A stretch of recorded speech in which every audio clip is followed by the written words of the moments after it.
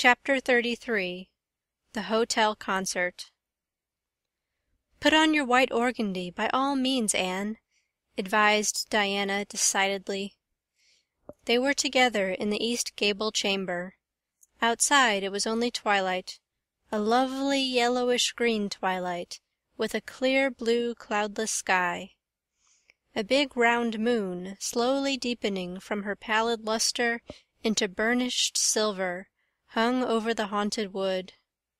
The air was full of sweet summer sounds, sleepy birds twittering, freakish breezes, far-away voices and laughter. But in Anne's room the blind was drawn and the lamp lighted, for an important toilet was being made. The east gable was a very different place from what it had been on that night 4 years before, when Anne had felt its bareness penetrate to the marrow of her spirit with its inhospitable chill. Changes had crept in, Marilla conniving at them resignedly, until it was as sweet and dainty a nest as a young girl could desire. The velvet carpet with the pink roses and the pink silk curtains of Anne's early visions had certainly never materialized, but her dreams had kept pace with her growth, and it is not probable she lamented them. The floor was covered with a pretty matting, and the curtains that softened the high window and fluttered in the vagrant breezes were of pale green art muslin. The walls, hung not with gold and silver brocade tapestry, but with a dainty apple-blossom paper, were adorned with a few good pictures given Anne by Mrs. Allan.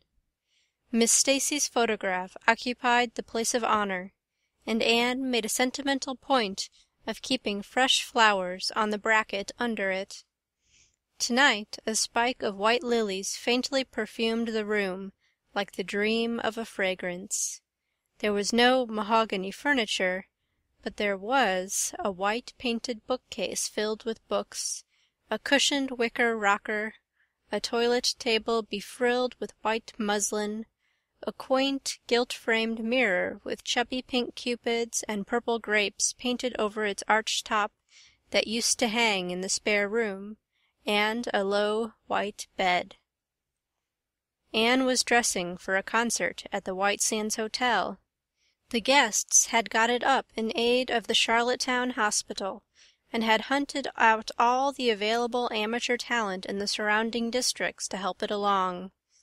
Bertha Sampson and Pearl Clay of the White Sands Baptist Choir had been asked to sing a duet. Milton Clark of Newbridge was to give a violin solo.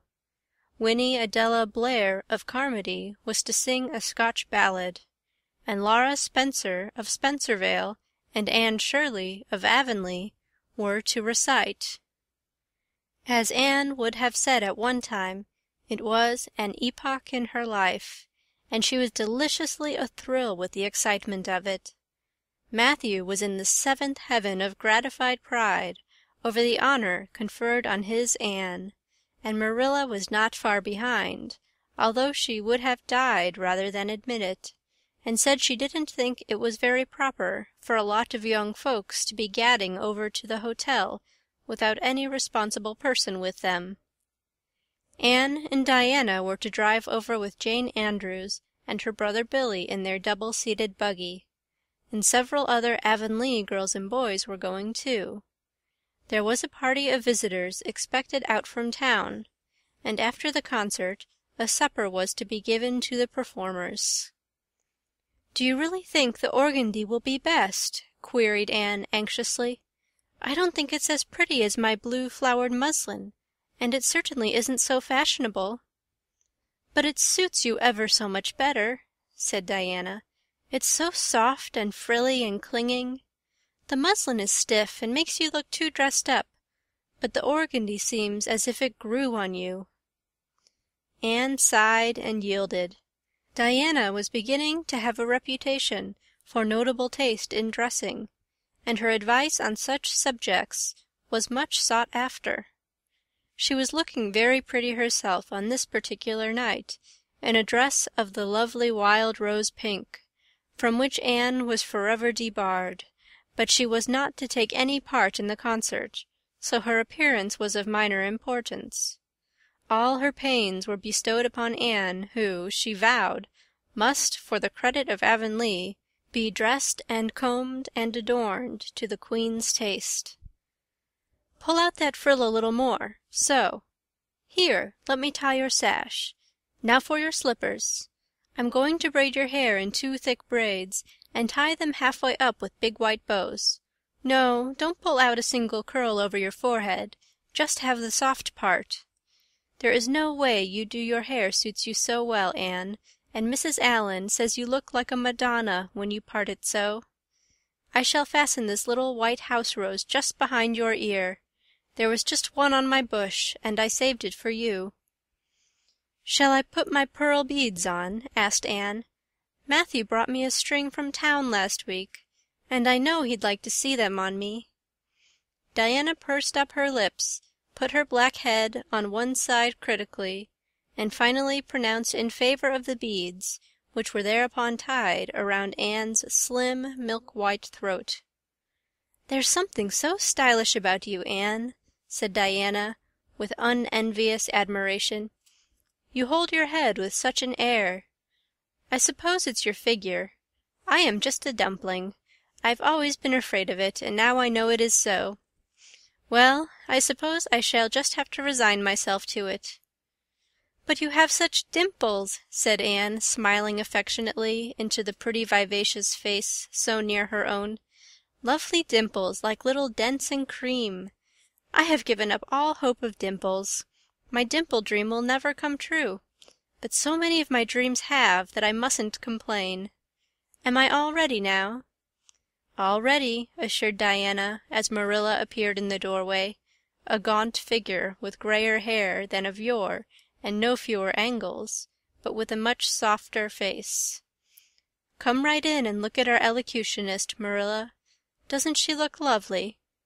Marilla emitted a sound between a sniff and a grunt. "She looks neat and proper. I like that way of fixing her hair.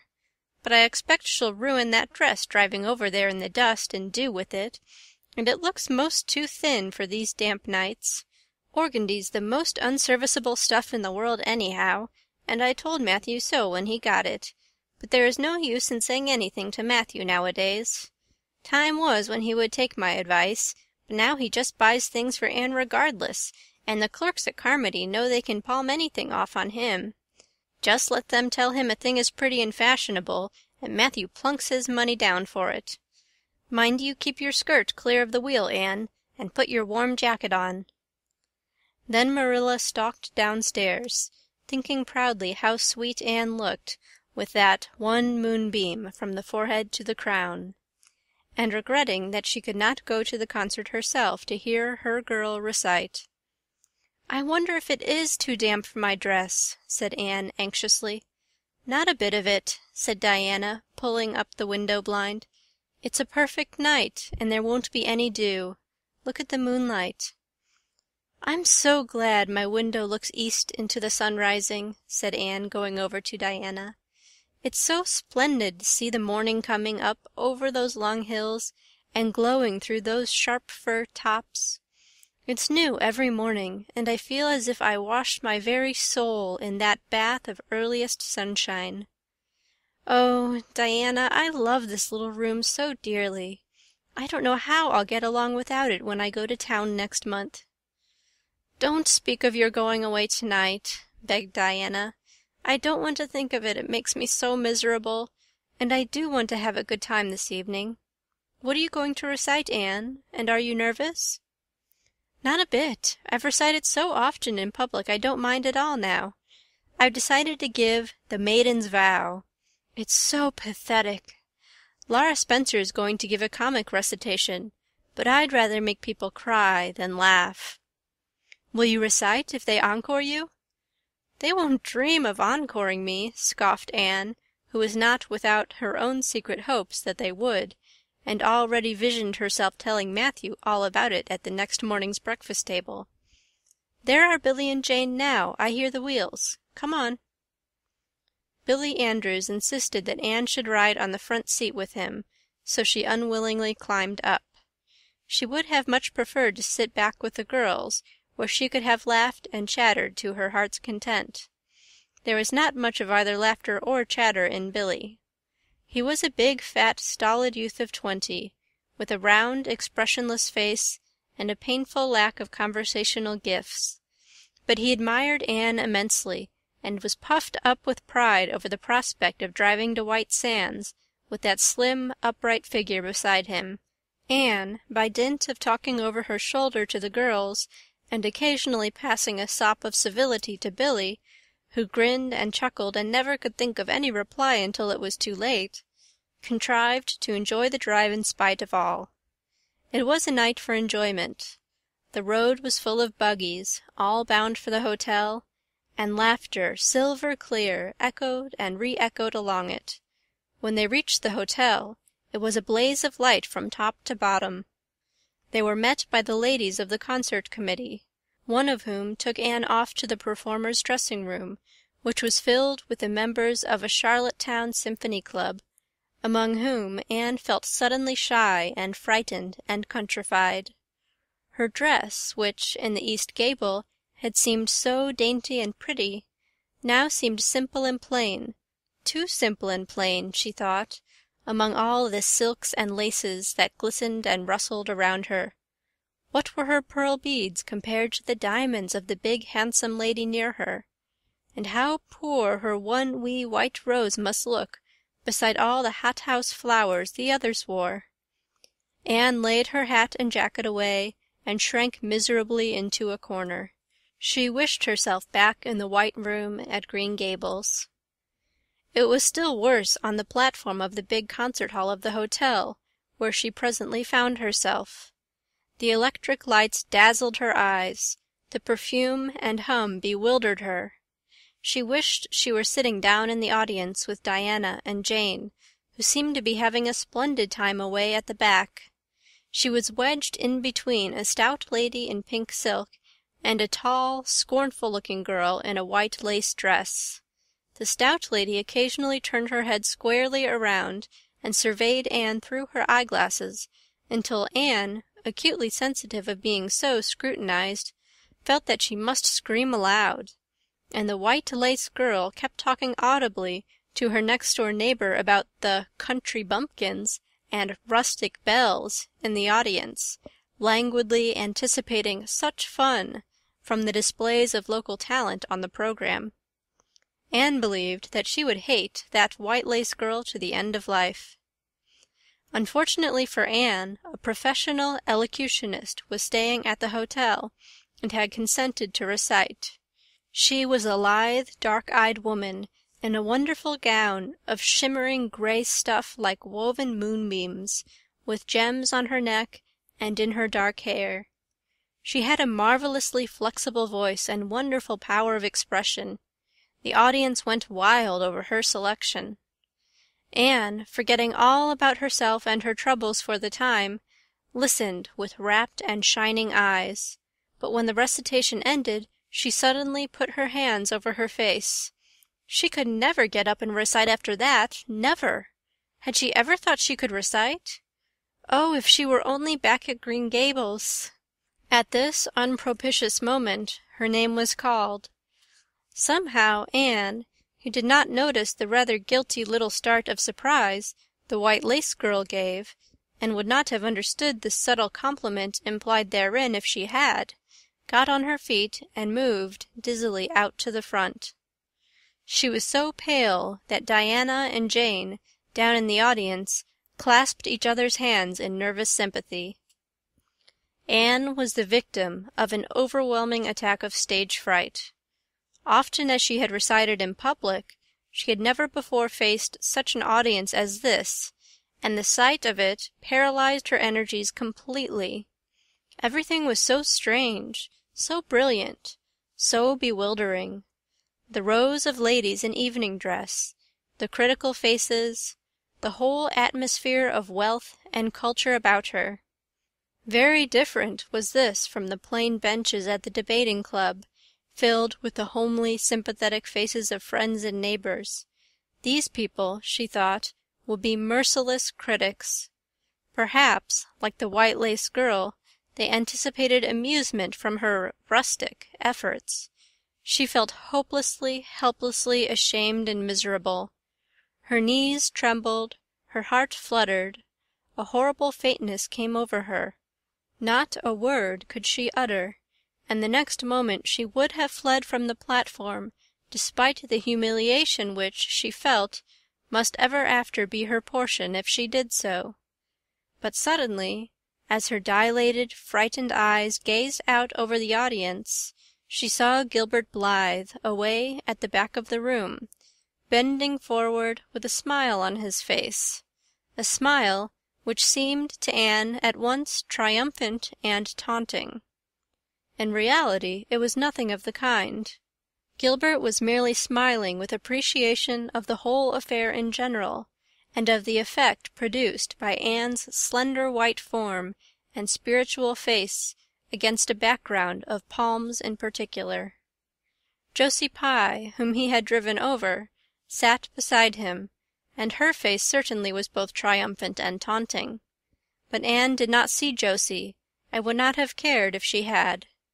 She drew a long breath and flung her head up proudly, courage and determination tingling over her like an electric shock. She would not fail before Gilbert Blythe. He should never be able to laugh at her, never, never. Her fright and nervousness vanished, and she began her recitation, her clear, sweet voice reaching to the farthest corner of the room without a tremor or a break. Self-possession was fully restored to her, and in the reaction from that horrible moment of powerlessness, she recited as she had never done before. When she finished, there were bursts of honest applause. Anne, stepping back to her seat, blushing with shyness and delight, found her hand vigorously clasped and shaken by the stout lady in pink silk. "My dear, you did splendidly," she puffed. "I've been crying like a baby. Actually, I have. They're encoring you. They're bound to have you back." "Oh, I can't go," said Anne confusedly. "But yet I must, or Matthew will be disappointed. He said they would encore me." "Then don't disappoint Matthew," said the pink lady, laughing. Smiling, blushing, limpid-eyed, Anne tripped back and gave a quaint, funny little selection that captivated her audience still further. The rest of the evening was quite a little triumph for her. When the concert was over, the stout pink lady, who was the wife of an American millionaire, took her under her wing and introduced her to everybody, and everybody was very nice to her. The professional elocutionist, Mrs. Evans, came and chatted with her, telling her that she had a charming voice and interpreted her selections beautifully. Even the white lace girl paid her a languid little compliment. They had supper in the big, beautifully decorated dining room. Diana and Jane were invited to partake of this, also, since they had come with Anne, but Billy was nowhere to be found, having decamped in mortal fear of some such invitation. He was in waiting for them with the team, however, when it was all over, and the three girls came merrily out into the calm, white, moonshine radiance. Anne breathed deeply and looked into the clear sky beyond the dark boughs of the firs. Oh, it was good to be out again in the purity and silence of the night. How great and still and wonderful everything was, with the murmur of the sea sounding through it, and the darkling cliffs beyond like grim giants guarding enchanted coasts. "Hasn't it been a perfectly splendid time?" sighed Jane as they drove away. "I just wish I was a rich American and could spend my summer at a hotel and wear jewels and low-necked dresses and have ice cream and chicken salad every blessed day. I'm sure it would be ever so much more fun than teaching school. Anne, your recitation was simply great, although I thought at first you were never going to begin. I think it was better than Mrs. Evans's." "Oh, no, don't say things like that, Jane," said Anne quickly, "because it sounds silly. It couldn't be better than Mrs. Evans's, you know, for she is a professional, and I'm only a schoolgirl, with a little knack of reciting. I'm quite satisfied if the people just liked mine pretty well." "I've a compliment for you, Anne," said Diana. "At least I think it must be a compliment, because of the tone he said it in. Part of it was, anyhow. There was an American sitting behind Jane and me, such a romantic-looking man, with coal-black hair and eyes. Josie Pye says he is a distinguished artist, and that her mother's cousin in Boston is married to a man that used to go to school with him. Well, we heard him say, didn't we, Jane? 'Who is that girl on the platform with the splendid Titian hair? She has a face I should like to paint.' There now, Anne, but what does Titian hair mean?" "Being interpreted, it means plain red, I guess," laughed Anne. "Titian was a very famous artist who liked to paint red-haired women." "Did you see all the diamonds those ladies wore?" sighed Jane. "They were simply dazzling. Wouldn't you just love to be rich, girls?" "We are rich," said Anne staunchly. "Why, we have 16 years to our credit, and we're happy as queens, and we've all got imaginations, more or less. Look at that sea, girls, all silver and shadow and vision of things not seen. We couldn't enjoy its loveliness any more if we had millions of dollars and ropes of diamonds. You wouldn't change into any of those women if you could. Would you want to be that white lace girl and wear a sour look all your life, as if you'd been born turning up your nose at the world? Or the pink lady, kind and nice as she is, so stout and short that you'd really no figure at all? Or even Mrs. Evans, with that sad, sad look in her eyes. She must have been dreadfully unhappy sometime, to have such a look. You know you wouldn't, Jane Andrews." "I don't know exactly," said Jane, unconvinced. "I think diamonds would comfort a person for a good deal." "Well, I don't want to be anyone but myself, even if I go uncomforted by diamonds all my life," declared Anne. "I'm quite content to be Anne of Green Gables, with my string of pearl beads. I know Matthew gave me as much love with them as ever went into Madame the Pink Lady's jewels." End of chapter 33. Chapter 34. A Queen's Girl. The next 3 weeks were busy ones at Green Gables, for Anne was getting ready to go to Queen's, and there was much sewing to be done and many things to be talked over and arranged. Anne's outfit was ample and pretty, for Matthew saw to that, and Marilla for once made no objections whatever to anything he purchased or suggested. More, one evening she went up to the east gable with her arms full of a delicate pale green material. "Anne, here's something for a nice light dress for you. I don't suppose you really need it. You've plenty of pretty waists. But I thought maybe you'd like something real dressy to wear if you were asked out anywhere of an evening in town, to a party or anything like that. I hear that Jane and Ruby and Josie have got evening dresses, as they call them, and I don't mean you shall be behind them. I got Mrs. Allan to help me pick it in town last week, and we'll get Emily Gillis to make it for you. Emily has got taste, and her fits aren't to be equaled." "Oh, Marilla, it's just lovely," said Anne. "Thank you so much.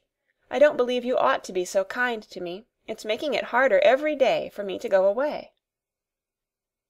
The green dress was made up with as many tucks and frills and shirrings as Emily's taste permitted. Anne put it on one evening for Matthew's and Marilla's benefit, and recited The Maiden's Vow for them in the kitchen. As Marilla watched the bright animated face and graceful motions, her thoughts went back to the evening Anne had arrived at Green Gables, and memory recalled a vivid picture of the odd, frightened child in her preposterous yellowish-brown wincey dress, the heartbreak looking out of her tearful eyes. Something in the memory brought tears to Marilla's own eyes. "I declare, my recitation has made you cry, Marilla," said Anne, gaily stooping over Marilla's chair to drop a butterfly kiss on that lady's cheek. "Now I call that a positive triumph." "No, I wasn't crying over your piece," said Marilla, who would have scorned to be betrayed into such weakness by any poetry stuff. "I just couldn't help thinking of the little girl you used to be, Anne, and I was wishing you could have stayed a little girl, even with all your queer ways. You're so grown up now, and you're going away, and you look so tall and stylish and so different altogether in that dress, as if you didn't belong in Avonlea at all, and I just got lonesome thinking it all over." "Marilla!" Anne sat down on Marilla's gingham lap, took Marilla's lined face between her hands, and looked gravely and tenderly into Marilla's eyes. "I'm not a bit changed, not really. I'm only just pruned down and branched out. The real me, back here, is just the same. It won't make a bit of difference where I go or how much I change outwardly. At heart I shall always be your little Anne, who will love you and Matthew and dear Green Gables more and better every day of her life." Anne laid her fresh young cheek against Marilla's faded one, and reached out a hand to pat Matthew's shoulder. Marilla would have given much just then to have possessed Anne's power of putting her feelings into words, but nature and habit had willed it otherwise, and she could only put her arms close about her girl and hold her tenderly to her heart, wishing that she need never let her go. Matthew, with a suspicious moisture in his eyes, got up and went out of doors. Under the stars of the blue summer night he walked agitatedly across the yard to the gate under the poplars. "Well, now, I guess she ain't been much spoiled," he muttered, proudly. "I guess my putting in my oar occasional never did much harm after all. She's smart and pretty and loving, too, which is better than all the rest. She's been a blessing to us, and there never was a luckier mistake than what Mrs. Spencer made, if it was luck. I don't believe it was any such thing. It was Providence, because the Almighty saw we needed her, I reckon." The day finally came when Anne must go to town. She and Matthew drove in one fine September morning, after a tearful parting with Diana, and an untearful, practical one, on Marilla's side at least, with Marilla. But when Anne had gone, Diana dried her tears and went to a beach picnic at White Sands with some of her Carmody cousins, where she contrived to enjoy herself tolerably well, while Marilla plunged fiercely into unnecessary work and kept at it all day long with the bitterest kind of heartache, the ache that burns and gnaws and cannot wash itself away in ready tears.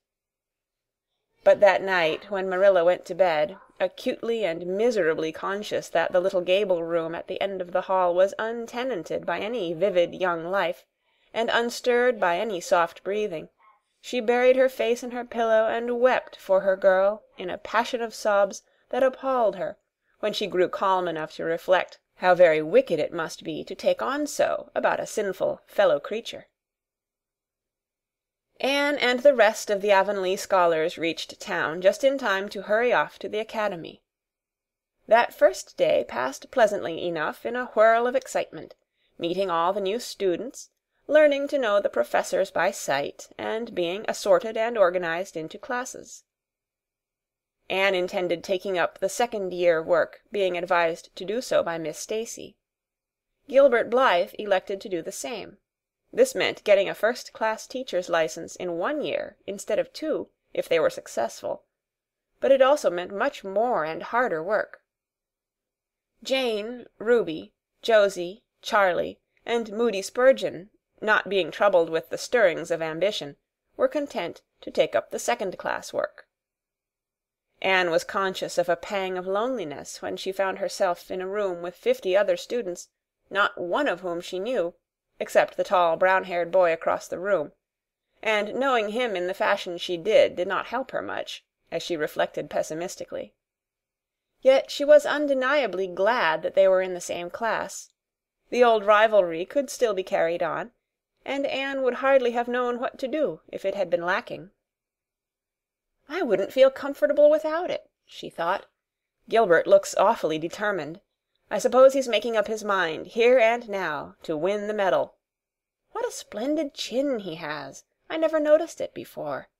I do wish Jane and Ruby had gone in for first class, too. I suppose I won't feel so much like a cat in a strange garret when I get acquainted, though. I wonder which of the girls here are going to be my friends. It's really an interesting speculation. Of course, I promised Diana that no Queen's girl, no matter how much I liked her, should ever be as dear to me as she is, but I've lots of second-best affections to bestow. I like the look of that girl with the brown eyes and the crimson waist. She looks vivid and red-rosy. There's that pale, fair one gazing out of the window. She has lovely hair, and looks as if she knew a thing or two about dreams. I'd like to know them both, know them well enough to walk with my arm about their waists and call them nicknames. But just now I don't know them, and they don't know me, and probably don't want to know me particularly.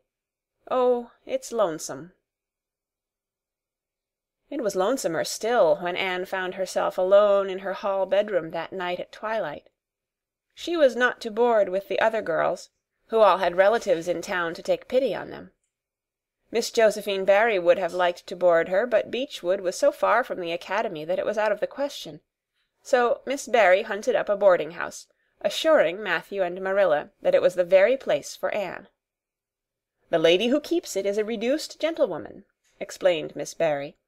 "Her husband was a British officer, and she is very careful what sort of boarders she takes. Anne will not meet with any objectionable persons under her roof. The table is good, and the house is near the academy, in a quiet neighborhood." All this might be quite true, and indeed proved to be so, but it did not materially help Anne in the first agony of homesickness that seized upon her. She looked dismally about her narrow little room, with its dull-papered, pictureless walls, its small iron bedstead and empty bookcase, and a horrible choke came into her throat as she thought of her own white room at Green Gables, where she would have the pleasant consciousness of a great green still outdoors, of sweet peas growing in the garden, and moonlight falling on the orchard, of the brook below the slope, and the spruce boughs tossing in the night wind beyond it, of a vast starry sky, and the light from Diana's window shining out through the gap in the trees. Here there was nothing of this. Anne knew that outside of her window was a hard street, with a network of telephone wires shutting out the sky, the tramp of alien feet, and 1,000 lights gleaming on stranger faces. She knew that she was going to cry, and fought against it. "I won't cry. It's silly and weak. There's the third tear splashing down by my nose. There are more coming. I must think of something funny to stop them. But there's nothing funny except what is connected with Avonlea, and that only makes things worse. 4, 5. I'm going home next Friday, but that seems 100 years away. Oh, Matthew is nearly home by now, and Marilla is at the gate, looking down the lane for him. 6, 7, 8. Oh, there's no use in counting them. They're coming in a flood presently. I can't cheer up. I don't want to cheer up. It's nicer to be miserable." The flood of tears would have come, no doubt, had not Josie Pye appeared at that moment. In the joy of seeing a familiar face, Anne forgot that there had never been much love lost between her and Josie. As a part of Avonlea life, even a Pye was welcome. "I'm so glad you came up," Anne said sincerely. "You've been crying," remarked Josie, with aggravating pity. "I suppose you're homesick. Some people have so little self-control in that respect. I've no intention of being homesick, I can tell you. Town's too jolly after that poky old Avonlea. I wonder how I ever existed there so long. You shouldn't cry, Anne. It isn't becoming, for your nose and eyes get red, and then you seem all red. I'd a perfectly scrumptious time in the academy today. Our French professor is simply a duck. His mustache would give you kerwollops of the heart. Have you anything eatable around, Anne? I'm literally starving. Ah, I guessed likely Marilla'd load you up with cake. That's why I called round. Otherwise I'd have gone to the park to hear the band play with Frank Stockley. He boards same place as I do, and he's a sport. He noticed you in class today and asked me who the red-headed girl was. I told him you were an orphan that the Cuthberts had adopted, and nobody knew very much about what you'd been before that." Anne was wondering if, after all, solitude and tears were not more satisfactory than Josie Pye's companionship, when Jane and Ruby appeared, each with an inch of Queen's colour ribbon, purple and scarlet, pinned proudly to her coat. As Josie was not speaking to Jane just then, she had to subside into comparative harmlessness. "Well," said Jane with a sigh, "I feel as if I'd lived many moons since the morning. I ought to be home studying my Virgil. That horrid old professor gave us 20 lines to start in on tomorrow. But I simply couldn't settle down to study tonight. Anne, methinks I see the traces of tears. If you've been crying, do own up. It will restore my self-respect, for I was shedding tears freely before Ruby came along. I don't mind being a goose so much if somebody else is goosey too. Cake? You'll give me a teeny piece, won't you? Thank you. It has the real Avonlea flavour." Ruby, perceiving the Queen's calendar lying on the table, wanted to know if Anne meant to try for the gold medal. Anne blushed, and admitted she was thinking of it. "Oh, that reminds me," said Josie. "Queen's is to get one of the Avery scholarships after all. The word came today. Frank Stockley told me. His uncle is one of the board governors, you know. It will be announced in the academy tomorrow." An Avery scholarship! Anne felt her heart beat more quickly, and the horizons of her ambition shifted and broadened as if by magic. Before Josie had told the news, Anne's highest pinnacle of aspiration had been a teacher's provincial license, first class, at the end of the year, and perhaps the medal. But now in one moment Anne saw herself winning the Avery scholarship, taking an arts course at Redmond College, and graduating in a gown and mortar-board, before the echo of Josie's words had died away. For the Avery scholarship was in English, and Anne felt that here her foot was on native heath. A wealthy manufacturer of New Brunswick had died and left part of his fortune to endow a large number of scholarships to be distributed among the various high schools and academies of the maritime provinces, according to their respective standings. There had been much doubt whether one would be allotted to Queen's, but the matter was settled at last, and at the end of the year the graduate who made the highest mark in English and English literature would win the scholarship. $250 a year for 4 years at Redmond College. No wonder that Anne went to bed that night with tingling cheeks. "I'll win that scholarship if hard work can do it," she resolved. "Wouldn't Matthew be proud if I got to be a B.A.? Oh, it's delightful to have ambitions. I'm so glad I have such a lot. And there never seems to be any end to them. That's the best of it. Just as soon as you attain one ambition, you see another one glittering higher up still. It does make life so interesting." End of Chapter 34. Chapter 35. Anne's homesickness wore off, greatly helped in the wearing by her weekend visits home. As long as the open weather lasted, the Avonlea students went out to Carmody on the New Branch Railway every Friday night.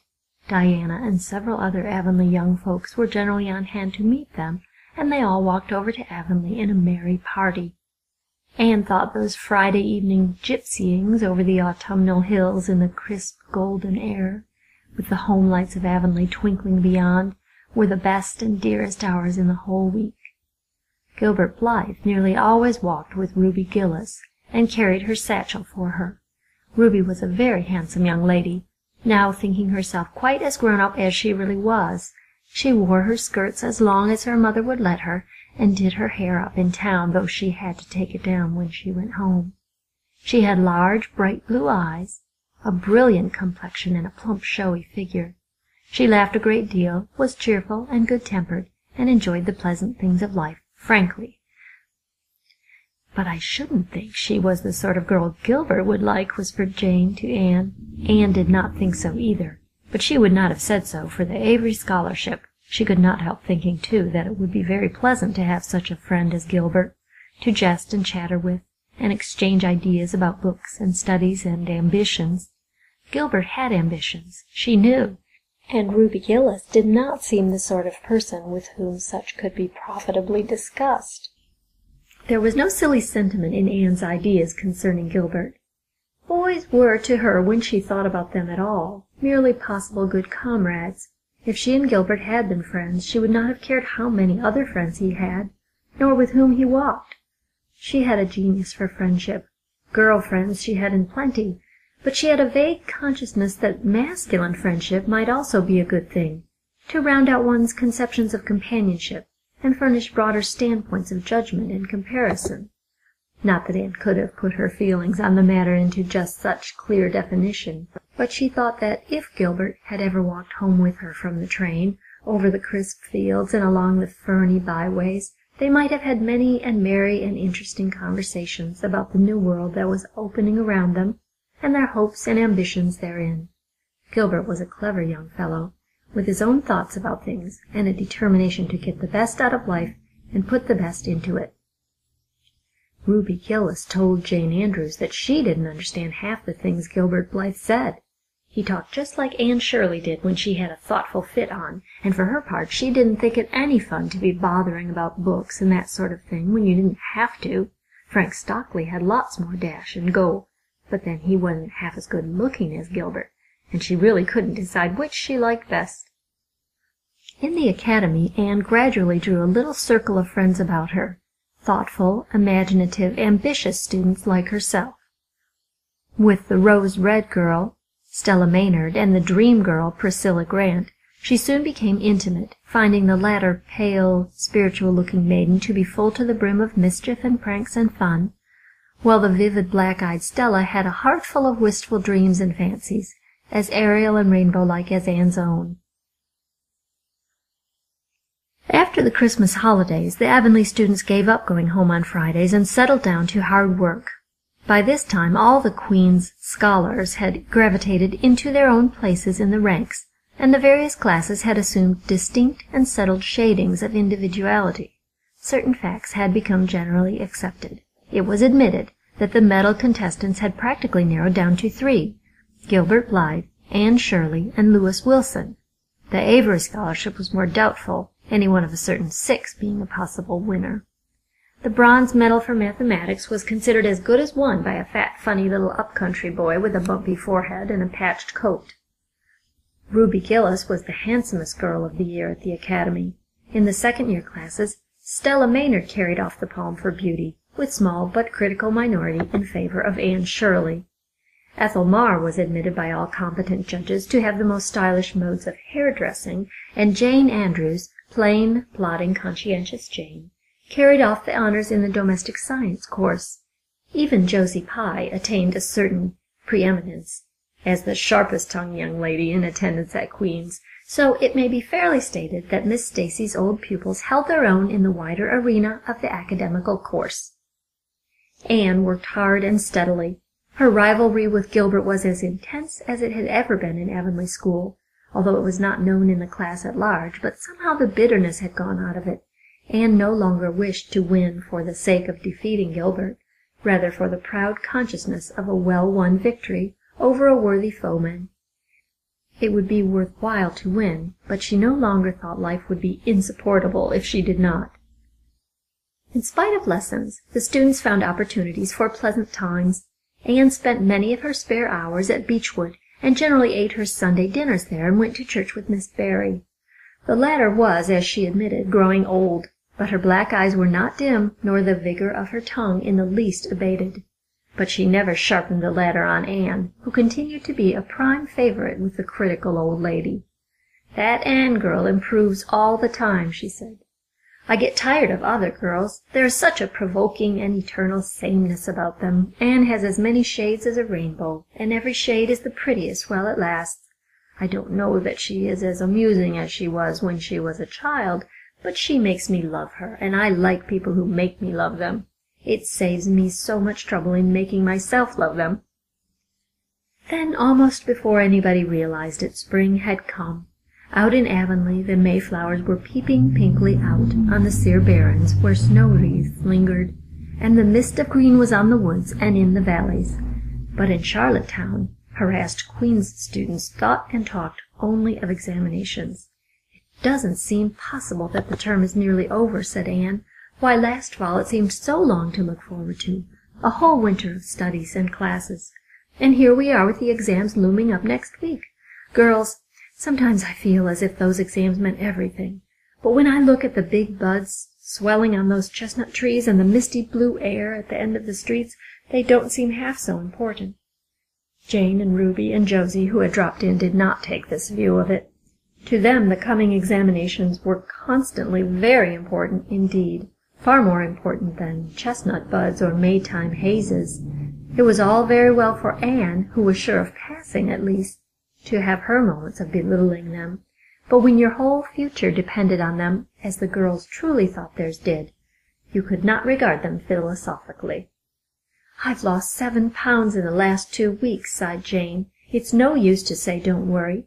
Worrying helps you some. It seems as if you were doing something when you're worrying.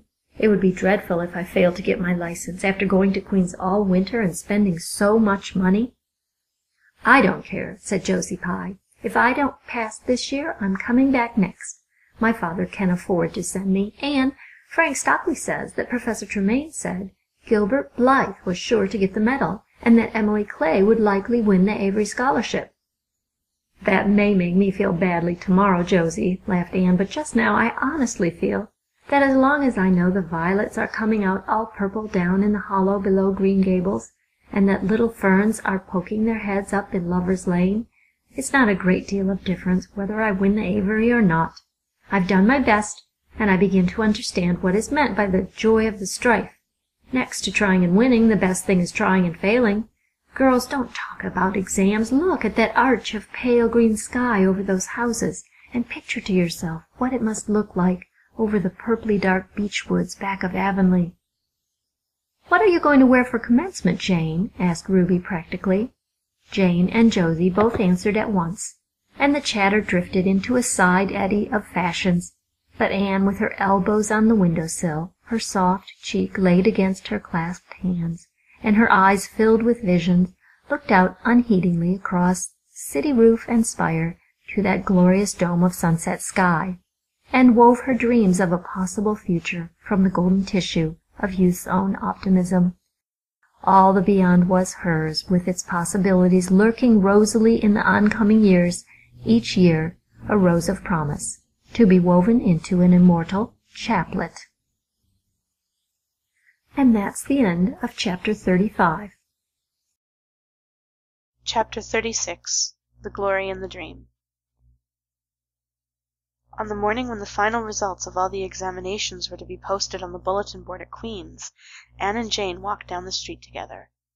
Jane was smiling and happy. Examinations were over, and she was comfortably sure she had made a pass at least. Further considerations troubled Jane not at all. She had no soaring ambitions, and consequently was not affected with the unrest attendant thereon.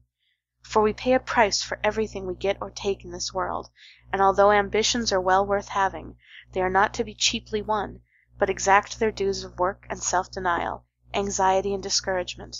Anne was pale and quiet. In 10 more minutes she would know who had won the medal and who the Avery. Beyond those 10 minutes there did not seem, just then, to be anything worth being called time. "Of course you'll win one of them anyhow," said Jane, who couldn't understand how the faculty could be so unfair as to order it otherwise. "I have not hope of the Avery," said Anne. "Everybody says Emily Clay will win it, and I'm not going to march up to that bulletin board and look at it before everybody. I haven't the moral courage. I'm going straight to the girls' dressing room. You must read the announcements and then come and tell me, Jane.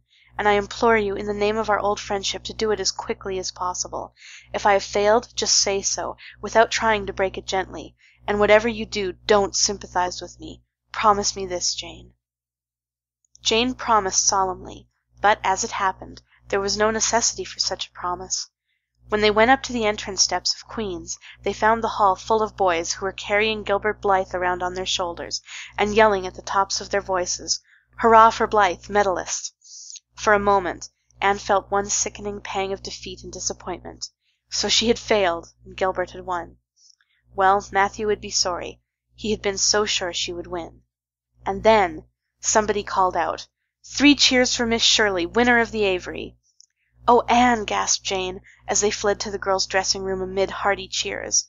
Oh, Anne, I'm so proud. Isn't it splendid?" And then the girls were around them, and Anne was the center of a laughing, congratulating group. Her shoulders were thumped, and her hands were shaken vigorously. She was pushed and pulled and hugged, and among it all she managed to whisper to Jane, "Oh, won't Matthew and Marilla be pleased? I must write the news home right away." Commencement was the next important happening. The exercises were held in the big assembly hall of the academy. Addresses were given, essays read, songs sung, the public award of diplomas, prizes, and medals made. Matthew and Marilla were there, with eyes and ears for only one student on the platform, a tall girl in pale green, with faintly flushed cheeks and starry eyes, who read the best essay and was pointed out and whispered about as the Avery winner. "Reckon you're glad we kept her, Marilla?" whispered Matthew, speaking for the first time since he had entered the hall, when Anne had finished her essay. "It's not the first time I've been glad," retorted Marilla. "You do like to rub things in, Matthew Cuthbert." Miss Barry, who was sitting behind them, leaned forward and poked Marilla in the back with her parasol. "Aren't you proud of that Anne girl? I am," she said. Anne went home to Avonlea with Matthew and Marilla that evening. She had not been home since April, and she felt that she could not wait another day. The apple blossoms were out, and the world was fresh and young. Diana was at Green Gables to meet her. In her own white room, where Marilla had set a flowering house rose on the window-sill, Anne looked about her and drew a long breath of happiness. "Oh, Diana, it's so good to be back again. It's so good to see those pointed firs coming out against the pink sky, and that white orchard and the old Snow Queen. Isn't the breath of the mint delicious? And that tea rose, why, it's a song and a hope and a prayer all in one. And it's good to see you again, Diana." "I thought you liked that Stella Maynard better than me," said Diana reproachfully. "Josie Pye told me you did. Josie Pye said you were infatuated with her." Anne laughed and pelted Diana with the faded June lilies of her bouquet. "Stella Maynard is the dearest girl in the world except one, and you are that one, Diana," she said. "I love you more than ever, and I've so many things to tell you, but just now I feel as if it were joy enough to sit here and look at you. I'm tired, I think, tired of being studious and ambitious. I mean to spend at least 2 hours tomorrow lying out in the orchard grass, thinking of absolutely nothing." "You've done splendidly, Anne. I suppose you won't be teaching now that you've won the Avery?" "No, I'm going to Redmond in September. Doesn't it seem wonderful? I'll have a brand new stock of ambition laid in by that time after 3 glorious golden months of vacation. Jane and Ruby are going to teach. Isn't it splendid to think we all got through, even to Moody Spurgeon and Josie Pye?" "The Newbridge trustees have offered Jane their school already," said Diana. "Gilbert Blythe is going to teach, too. He has to. His father can't afford to send him to college next year, after all, so he means to earn his own way through. I expect he'll get the school here if Miss Ames decides to leave." Anne felt a queer little sensation of dismayed surprise. She had not known this. She had expected that Gilbert would be going to Redmond also. What would she do without their inspiring rivalry? Would not work, even at a coeducational college with a real degree in prospect, be rather flat without her friend the enemy? The next morning at breakfast it suddenly struck Anne that Matthew was not looking well. Surely he was much grayer than he had been a year before. "Marilla," she said hesitatingly when he had gone out, "is Matthew quite well?" "No, he isn't," said Marilla in a troubled tone. "He's had some real bad spells with his heart this spring, and he won't spare himself a mite. I've been real worried about him, but he's some better this while back, and we've got a good hired man, so I'm hoping he'll kind of rest and pick up. Maybe he will now you're home. You always cheer him up." Anne leaned across the table and took Marilla's face in her hands. "You are not looking as well yourself as I'd like to see you, Marilla. You look tired. I'm afraid you've been working too hard. You must take a rest now that I'm home. I'm just going to take this one day off to visit all the dear old spots and hunt up my old dreams, and then it will be your turn to be lazy while I do the work." Marilla smiled affectionately at her girl. "It's not the work. It's my head. I've got a pain so often now, behind my eyes. Dr. Spencer's been fussing with glasses, but they don't do me any good. There is a distinguished oculist coming to the island the last of June, and the doctor says I must see him. I guess I'll have to. I can't read or sew with any comfort now." "Well, Anne, you've done real well at Queen's, I must say. To take first-class license in 1 year and win the Avery scholarship. Well, Mrs. Lynde says pride goes before a fall, and she doesn't believe in the higher education of women at all. She says it unfits them for woman's true sphere. I don't believe a word of it. Speaking of Rachel reminds me, did you hear anything about the Abbey Bank lately, Anne?" "I heard it was shaky," answered Anne. "Why?" "That is what Rachel said. She was up here one day last week, and said there was some talk about it. Matthew felt real worried. All we have saved is in that bank, every penny. I wanted Matthew to put it in the savings bank in the first place, but old Mr. Abbey was a great friend of Father's, and he'd always banked with him. Matthew said any bank with him at the head of it was good enough for anybody." "I think he has only been its nominal head for many years," said Anne. "He is a very old man. His nephews are really at the head of the institution." "Well, when Rachel told us that, I wanted Matthew to draw our money right out, and he said he'd think of it. But Mr. Russell told him yesterday that the bank was all right." Anne had her good day in the companionship of the outdoor world. She never forgot that day.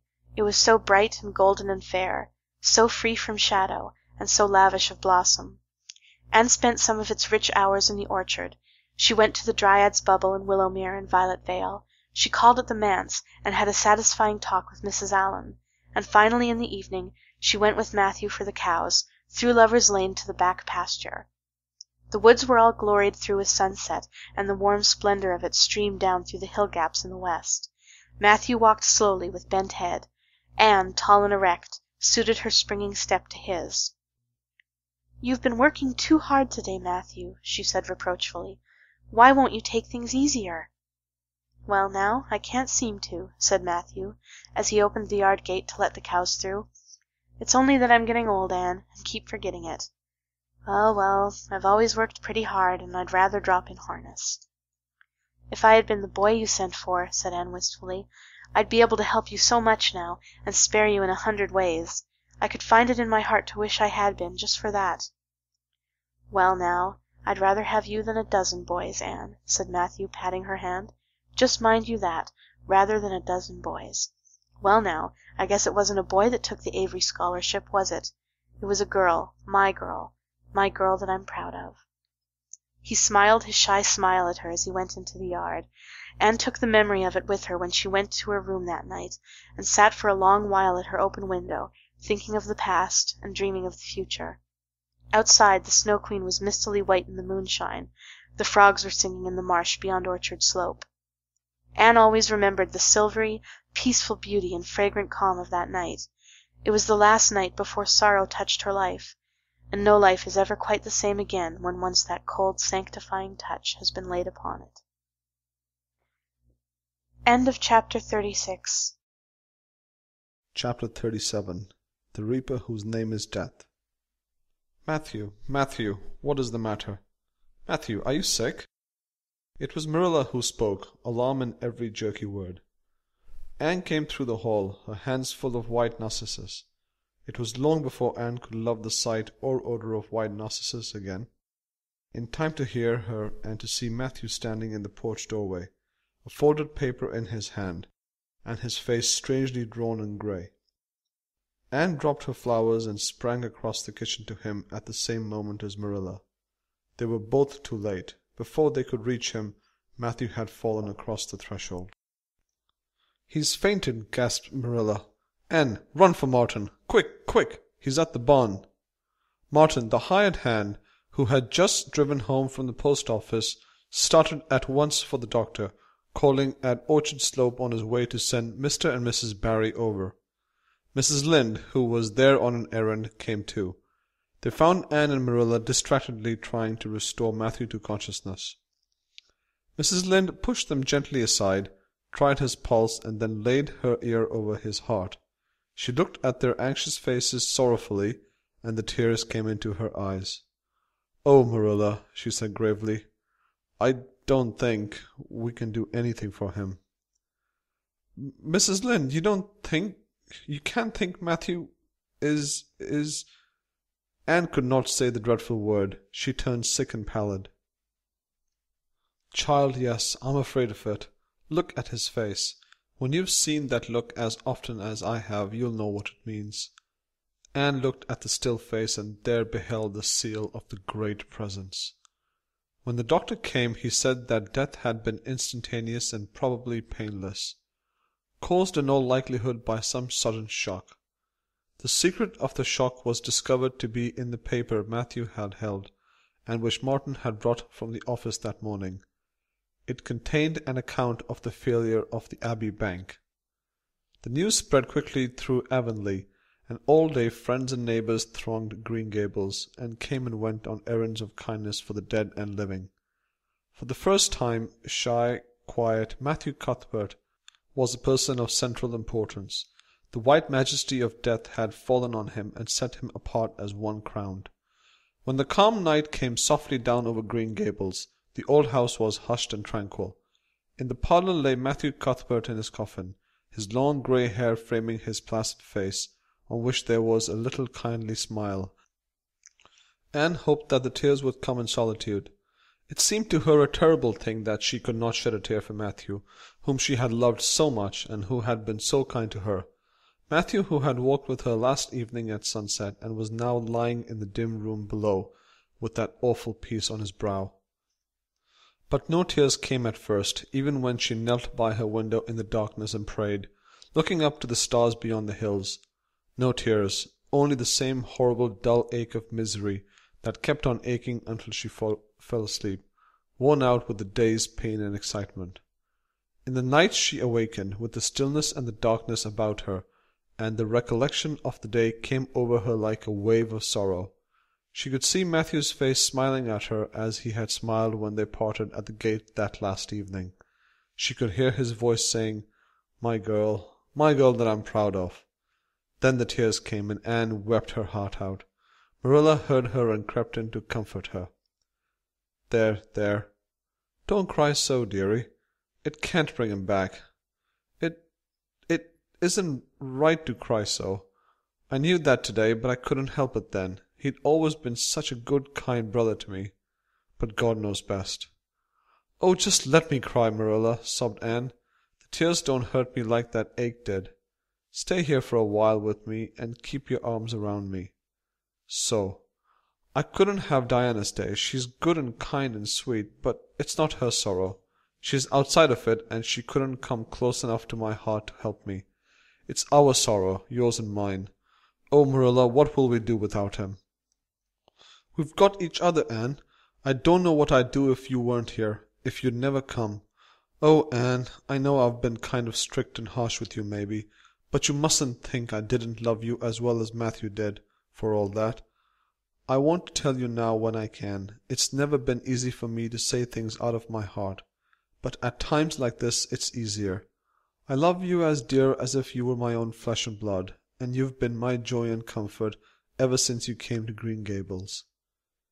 2 days afterwards they carried Matthew Cuthbert over his homestead threshold, and away from the fields he had tilled, and the orchards he had loved, and the trees he had planted. And then Avonlea settled back to its usual placidity, and even at Green Gables affairs slipped into their old groove, and work was done and duties fulfilled with regularity as before, although always with the aching sense of loss in all familiar things. Anne, new to grief, thought it almost sad that it could be so, that they could go on in the old way without Matthew. She felt something like shame and remorse when she discovered that the sunrises behind the firs and the pale pink buds opening in the garden gave her the old inrush of gladness when she saw them, that Diana's visits were pleasant to her, and that Diana's merry words and ways moved her to laughter and smiles. That, in brief, the beautiful world of blossom and love and friendship had lost none of its power to please her fancy and thrill her heart, that life still called to her with many insistent voices. "It seems like disloyalty to Matthew somehow, to find pleasure in these things now that he has gone," she said wistfully to Mrs. Allen one evening, when they were together in the manse garden. "I miss him so much, all the time. And yet, Mrs. Allen, the world and life seem very beautiful and interesting to me for all. Today Diana said something funny, and I found myself laughing. I thought when it happened I could never laugh again, and somehow it seems as if I oughtn't to. When Matthew was here he liked to hear you laugh, and he liked to know you had found pleasure in the pleasant things around you," said Mrs. Allen gently. "He is just away now, and he likes to know it just the same. I am sure we should not shut our hearts against the healing influences that nature offers us. But I can understand your feeling. I think we all experience the same thing. We resent the thought that anything can please us when someone we love is no longer here to share the pleasure with us, and we almost feel as if we were unfaithful to our sorrow when we find our interest in life returning to us. "I was down to the graveyard to plant a rose bush on Matthew's grave this afternoon," said Anne dreamily. "I took a slip of the little white Scotch rose bush his mother brought out from Scotland long ago. Matthew always liked those roses the best. They were so small and sweet on their thorny stems. It made me feel glad that I could plant it by his grave, as if I were doing something that must please him in taking it there to be near him. I hope he has roses like them in heaven. Perhaps the souls of all those little white roses that he has loved so many years were all there to meet him. I must go home now. Marilla is all alone and she gets lonely at twilight." "She will be lonelier still, I fear, when you go away again to college," said Mrs. Allan. Anne did not reply. She said good night and went slowly back to Green Gables. Marilla was sitting on the front door steps and Anne sat down beside her. The door was open behind them, held back by a big pink conch shell with hints of sea sunsets in its smooth inner convolutions. Anne gathered some sprays of pale yellow honeysuckle and put them in her hair. She liked the delicious hint of fragrance, as some aerial benediction, above her every time she moved. "Dr. Spencer was here while you were away," Marilla said. "He says that the specialist will be in town tomorrow, and he insists that I must go in and have my eyes examined. I suppose I'd better go and have it over. I'll be more than thankful if the man can give me the right kind of glasses to suit my eyes. You won't mind staying here alone while I'm away, will you? Martin will have to drive me in, and there's ironing and baking to do." "I shall be all right. Diana will come over for company for me. I shall attend to the ironing and baking beautifully. You needn't fear that I'll starch the handkerchiefs or flavour the cake with liniment." Marilla laughed. "What a girl you were for making mistakes in them days, Anne. You were always getting into scrapes. I did used to think you were possessed. Do you mind the time you dyed your hair?" "Yes, indeed. I shall never forget it," smiled Anne, touching the heavy braid of her hair that was wound about her shapely head. "I laugh a little now, sometimes, when I think what a worry my hair used to be to me. But I don't laugh much, because it was a very real trouble then. I did suffer terribly over my hair and my freckles. My freckles are really gone, and people are nice enough to tell me my hair is auburn now. But old Josie Pye, she informed me yesterday that she really thought it was redder than ever, or at least my black dress made it look redder, and she asked me if people who had red hair ever got used to having it. Marilla, I've almost decided to give up trying to like Josie Pye. I've made what I would once have called a heroic effort to like her, but Josie Pye won't be liked." "Josie is a Pye," said Marilla sharply, "so she can't help being disagreeable. I suppose people of that kind serve some useful purpose in society, but I must say I don't know what it is any more than I know the use of thistles. Is Josie going to teach?" "No, she is going back to Queen's next year. So are Moody Spurgeon and Charlie Sloane. Jane and Ruby are going to teach, and they have both got schools.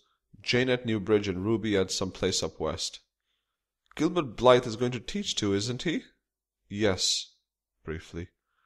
"What a nice-looking fellow he is," said Marilla absently. "I saw him in church last Sunday, and he seemed so tall and manly. He looks a lot like his father did at the same age. John Blythe was a nice boy. We used to be real good friends, he and I. People called him my beau." Anne looked up with swift interest. "Oh, Marilla! And what happened? Why didn't you?" "We had a quarrel. I wouldn't forgive him when he asked me to. I meant to, but after a while... But I was sulky and angry, and I wanted to punish him first. He never came back. The Blythes were all mighty independent. But I always felt rather sorry. I've always kind of wished I'd forgiven him when I had the chance." "So you've had a bit of romance in your life, too," said Anne softly. "Yes, I suppose you might call it that. You wouldn't think so to look at me, would you? But you can never tell about people from their outsides. Everybody has forgot about me and John. I'd forgotten myself, but it all came back to me when I saw Gilbert last Sunday." End of chapter 37. Chapter 38. The Bend in the Road. Marilla went to town the next day and returned in the evening. Anne had gone over to Orchard Slope with Diana, and came back to find Marilla in the kitchen, sitting by the table with her head leaning on her hand. Something in her dejected attitude struck a chill to Anne's heart. She had never seen Marilla sit limply inert like that. "Are you very tired, Marilla?" "Yes, no, oh, I don't know," said Marilla wearily, looking up. "I suppose I am tired, but I haven't thought about it. It's not that." "Did you see the oculist? What did he say?" asked Anne anxiously. "Yes, I saw him. He examined my eyes. He says that if I give up all reading and sewing entirely, and any kind of work that strains the eyes, and if I'm careful not to cry, and if I wear the glasses he's given me, he thinks my eyes may not get any worse, and my headaches will be cured. But if I don't, he says I'll certainly be stone blind in 6 months. Blind! Anne, just think of it!" For a minute Anne, after her first quick exclamation of dismay, was silent. It seemed to her that she could not speak. Then she said bravely, but with a catch in her voice, "Marilla, don't think of it. You know he has given you hope. If you are careful, you won't lose your sight altogether. And if his glasses cure your headaches, it will be a great thing." "I don't call it much hope," said Marilla bitterly. "What am I to live for if I can't read or sew or do anything like that? I might as well be blind or dead. And as for crying, I can't help that when I get lonesome. But there, it's no good talking about it. If you'll get me a cup of tea, I'll be thankful. I'm about done out. Don't say anything about this to anyone for a spell yet, anyway. I can't bear that folks should come here to question and sympathize and talk about it." When Marilla had eaten her lunch, Anne persuaded her to go to bed. Then Anne went herself to the east gable and sat down by her window in the darkness, alone with her tears and her heaviness of heart. How sadly things had changed since she had sat there the night after coming home. Then she had been full of hope and joy, and the future had looked rosy with promise.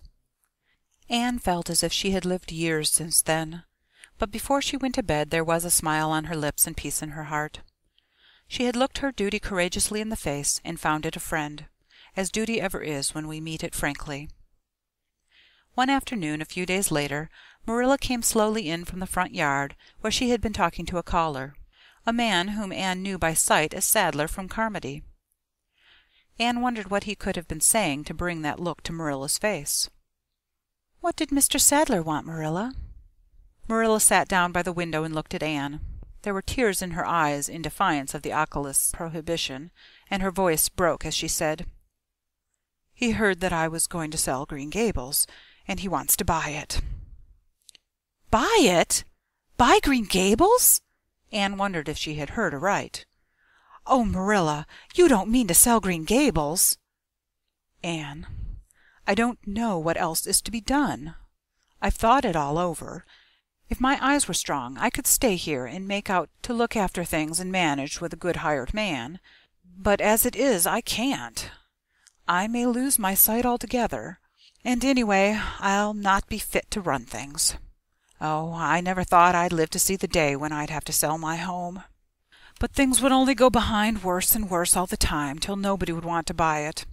Every cent of our money went in that bank, and there's some notes Matthew gave last fall to pay. Mrs. Lynde advises me to sell the farm and board somewhere. With her, I suppose. It won't bring much. It's small and the buildings are old. But it'll be enough for me to live on, I reckon.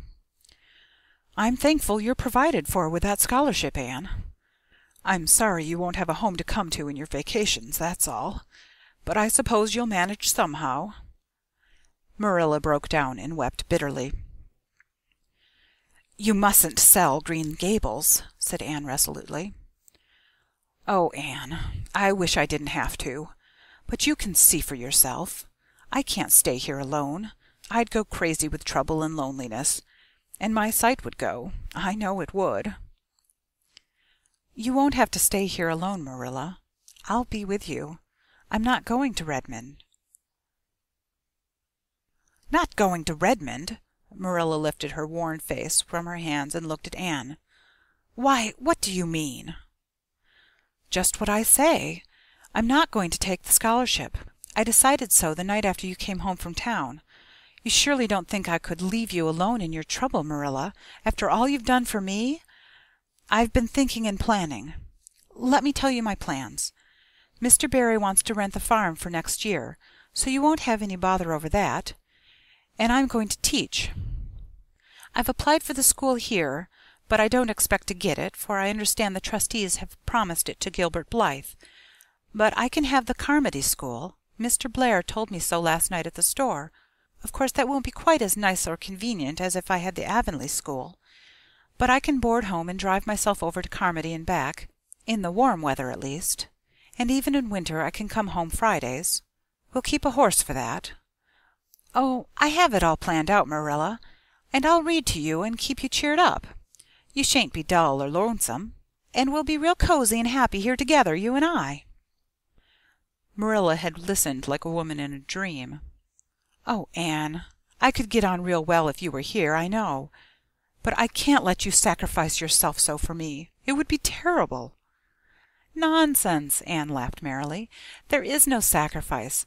Nothing would be worse than giving up Green Gables. Nothing could hurt me more. We must keep the dear old place.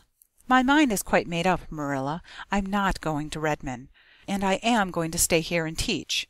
Don't you worry about me a bit. But your ambitions and... I'm just as ambitious as ever, only I've changed the object of my ambitions. I'm going to be a good teacher, and I'm going to save your eyesight. Besides, I mean to study at home here and take a little college course all by myself. Oh, I've dozens of plans, Marilla, and I've been thinking them over for a week. I shall give life here my best, and I believe it will give its best to me in return. When I left Queen's, my future seemed to stretch out before me like a straight road. I thought I could see along it for many a milestone. Now there's a bend in it. I don't know what lies around the bend, but I'm going to believe that the best does. It has a fascination of its own, that bend, Marilla. I wonder how the road beyond it goes, what there is of green glory and soft checkered light and shadows, what new landscapes, what new beauties, what curves and hills and valleys further on. I don't feel as if I ought to let you give it up, said Marilla, referring to the scholarship. But you can't prevent me. I'm 16 and a half, obstinate as a mule, as Mrs. Lynde once told me, laughed Anne. Oh, Marilla, don't you go pitying me. I don't like to be pitied, and there's no need for it. I'm heart glad over the very thought of staying at dear Green Gables. Nobody could love it as you and I do, so we must keep it. You blessed girl, said Marilla, yielding. I feel as if you'd given me new life. I guess I ought to stick out and make you go to college.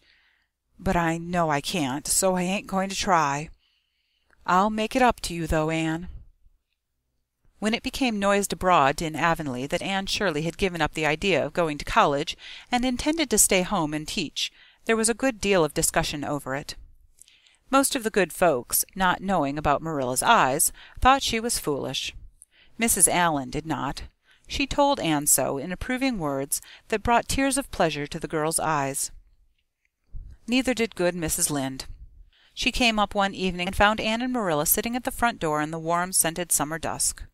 They liked to sit there when the twilight came down and the white moths flew about in the garden and the odor of mint filled the dewy air.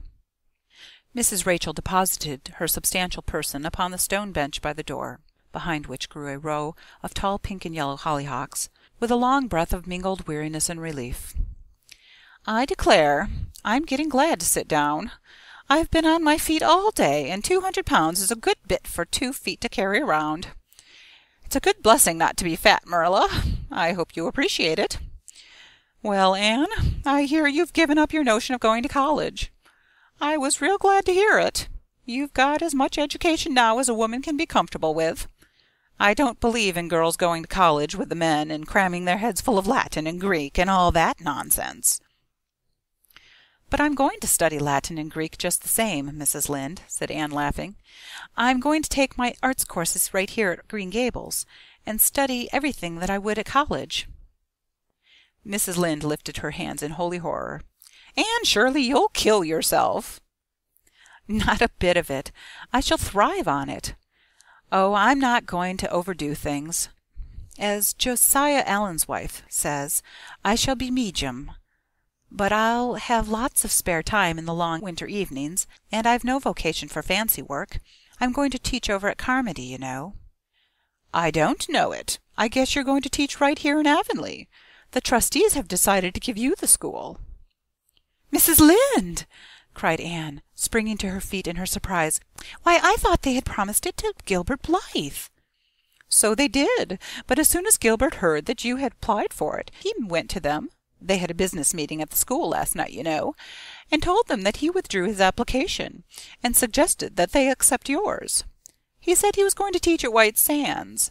Of course, he knew how much you wanted to stay with Marilla, and I must say I think it was real kind and thoughtful in him, that's what. Real self-sacrificing, too, for he'll have his board to pay at White Sands, and everybody knows he's got to earn his own way through college. So the trustees decided to take you. I was tickled to death when Thomas came home and told me." "I don't feel like I ought to take it," murmured Anne. "I mean, I don't think I ought to let Gilbert make such a sacrifice for me." "I guess you can't prevent him now. He signed papers with the White Sands trustees, so it wouldn't do him any good now if you were to refuse. Of course you'll take the school. You'll get along all right now that there are no Pyes going. Josie was the last of them, and a good thing she was, that's what.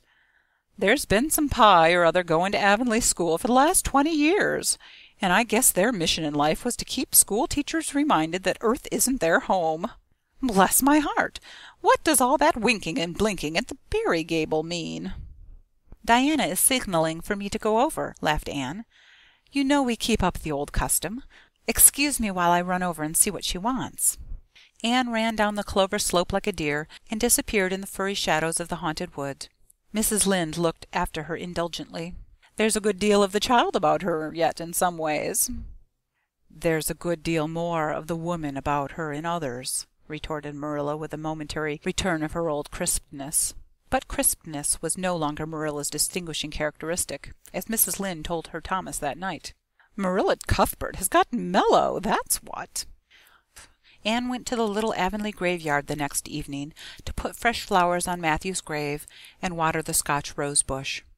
She lingered there until dusk, liking the peace and calm of the little place, with its poplars whose rustle was like low, friendly speech, and its whispering grasses growing at will among the graves.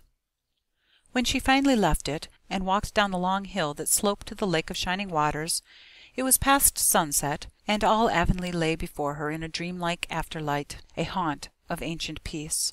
There was a freshness in the air, as of a wind that had blown over honey-sweet fields of clover. Homelights twinkled here and there among the homestead trees. Beyond lay the sea, misty and purple, with its haunting, unceasing murmur. The west was a glowing of soft mingled hues, and the pond reflected them all in still softer shadings. The beauty of it all thrilled Anne's heart, and she gratefully opened the gates of her soul to it. "Dear old world," she murmured, "you are very lovely, and I'm glad to be alive in you." Halfway down the hill a tall lad came whistling out of a gate before the Blythe homestead. It was Gilbert, and the whistle died on his lips as he recognized Anne. He lifted his cap courteously, but he would have passed on in silence if Anne had not stopped and held out her hand. "Gilbert," she said with scarlet cheeks, "I want to thank you for giving up the school for me. It was very good of you, and I want you to know that I appreciate it." Gilbert took her offered hand eagerly. "It wasn't particularly good of me at all, Anne. I was pleased to be able to do you some small service. Are we going to be friends after this? Have you really forgiven me my old fault?" Anne laughed and tried unsuccessfully to withdraw her hand. "I forgave you that day by the pond landing, although I didn't know it. What a stubborn little goose I was. I may as well make a complete confession. I've been sorry ever since." "We're going to be the best of friends," said Gilbert jubilantly. "We were born to be good friends, Anne. You've thwarted destiny enough. I know we can help each other in many ways.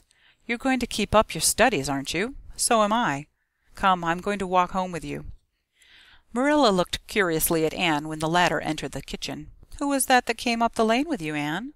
"Gilbert Blythe," answered Anne, vexed to find herself blushing. "I met him at Berry's Hill." "I didn't think you and Gilbert Blythe were such good friends that you'd stand for half an hour at the gate talking to him," said Marilla with a dry smile. We haven't been. We've been good enemies, but we have decided that it will be much more sensible to be good friends in the future. Were we really there half an hour? It seemed just a few minutes. But you see, we have 5 years lost conversations to catch up with, Marilla.